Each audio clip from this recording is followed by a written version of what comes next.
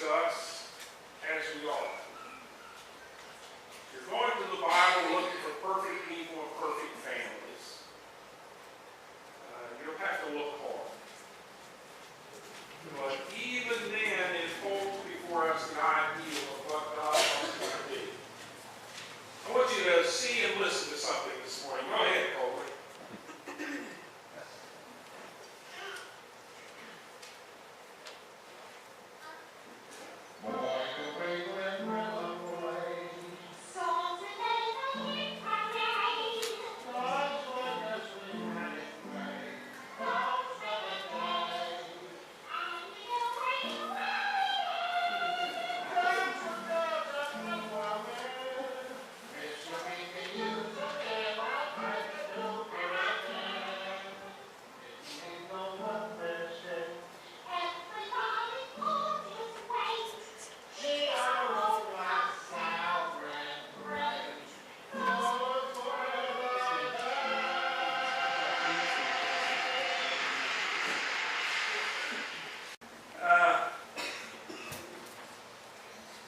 I used to watch that show all the time with Archie and Edith and Meathead and Gloria, and I laughed because I guess I could see myself and my family in some of the things that took place all in the family. You know, the Bunkers don't have a corner on family problems. You know, they've been going on as long as human families have existed. They began with Adam and Eve and their two sons, Cain and Abel. And in this morning's scripture, Abraham's family life isn't anything but simple either. You see, if they're going back a little bit before this morning's scripture reading that David shared with us, when his wife appears to be barren, she can't have any children, she tells Abraham to go and to conceive a son with her slave Hagar. You know, sort of like a surrogate mother today. Okay? And being the obedient husband that he is, Abraham listens to her, and Hagar conceives a son, Ishmael. And this is supposed to be a good thing. Getting into the family story now, this is supposed to be a good thing. But immediately sparks jealousy and threatens to tear the home apart. You know, Hagar looks with contempt on Sarah because she was able to do something that Sarah couldn't do, have a baby. And Sarah deals with her slave Hagar harshly. You know, Hagar's life is complicated. She's moved around the chessboard like a pawn. As a slave, she's given to a man to conceive a son without ever being asked what her opinion is in the matter. And when she does bear a son, she and her son bear the brunt of jealous anger. You know, Hagar can't win. She can't win. What's the sense in even trying? I have no control over my life. It's always in someone else's hands. You ever find yourself saying that? Huh? I don't know about you, but I have. Why is the sense in even trying? I can't win. I've got no control. It's always someone else who has control over, seems like they have control over my life. And I suppose you would say that Sarah's life is complicated too. God had promised her a husband, a son who would be the father of many nations. And yet she didn't seem able to fulfill that promise. And when her slave girl does what she isn't able to do, who could rightly blame her for being jealous? I wonder if Isaac ever wondered what happened to that dark-eyed teenager he remembered so faintly from his childhood.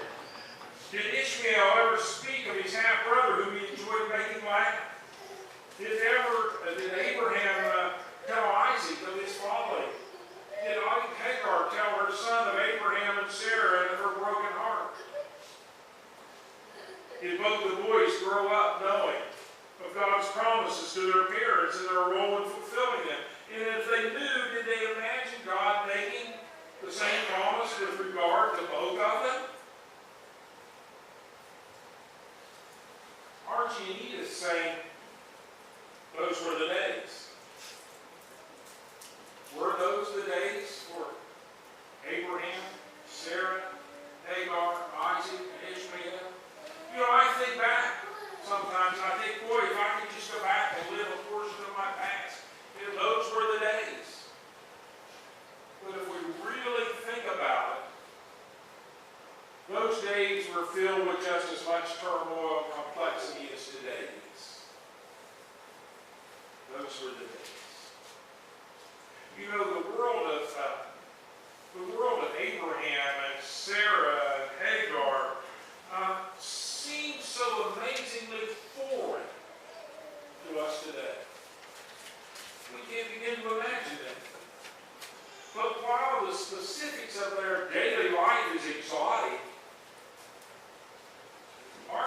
situations, and home lives are any less complicated.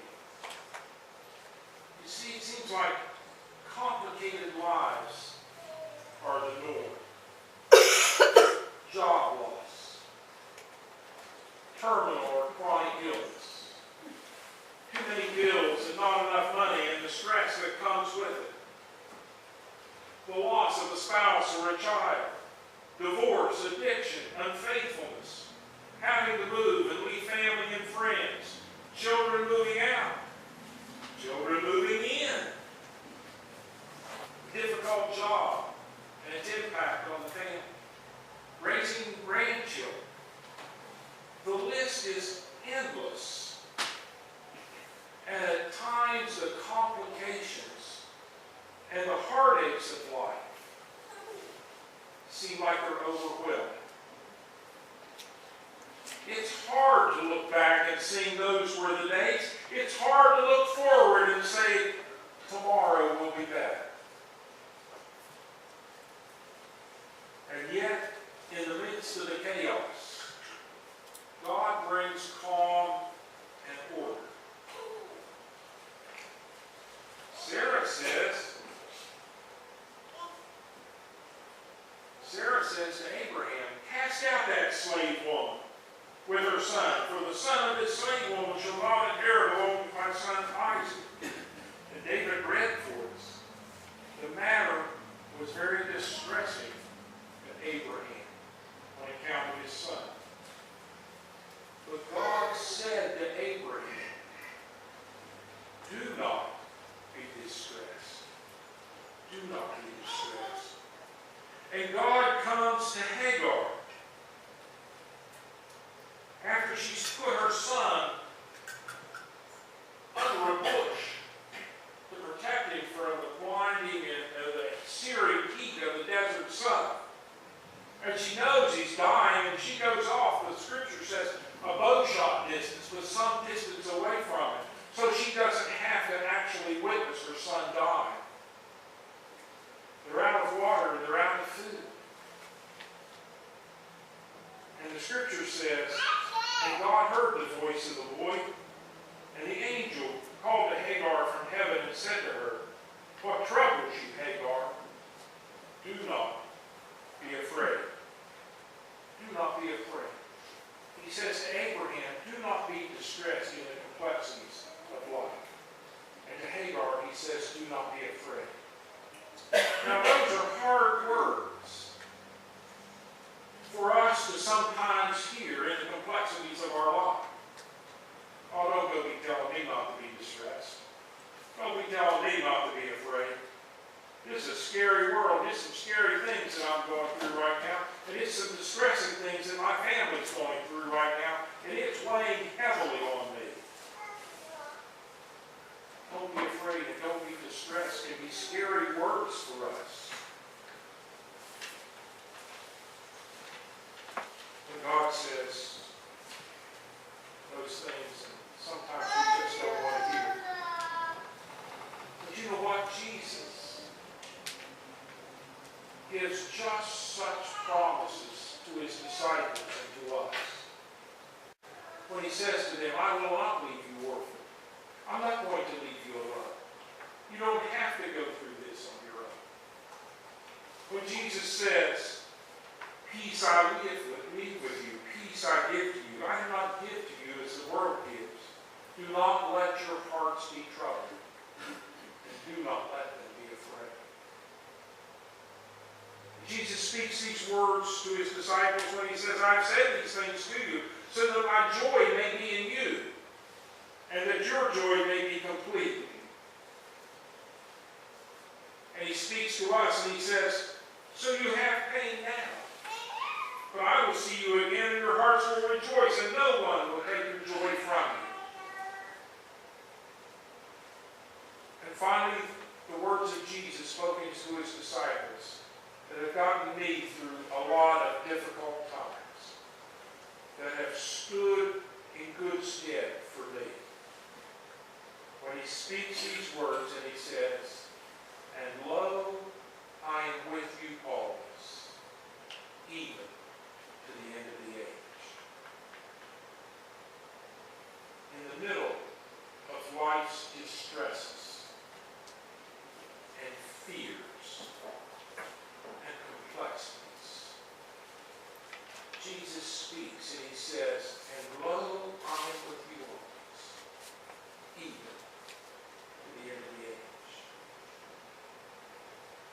doesn't say I'm going to make your fears go away. He doesn't say I'm going to make your distresses go away. He doesn't say things are going to become less complicated in your life and your family's life. He doesn't say that. He says in the midst of the fear and the distress and the complexities, I'm with you. Now, I don't know about you folks, but for me, there's a lot of comfort in that. I've been able to deal with and bear a lot more things than I thought I ever could because I didn't have to deal and bear with them by myself. I had Christ there with me in the midst of it. And when we stand in the midst of stress, swamped by complexity, we are no other, but God comes to us. God brings greetings of peace and invites us to let go of our fears, just as He did for our forefathers and our foremothers. So God will do for us. Maybe we can sing along with Archie and Edith as we hear again.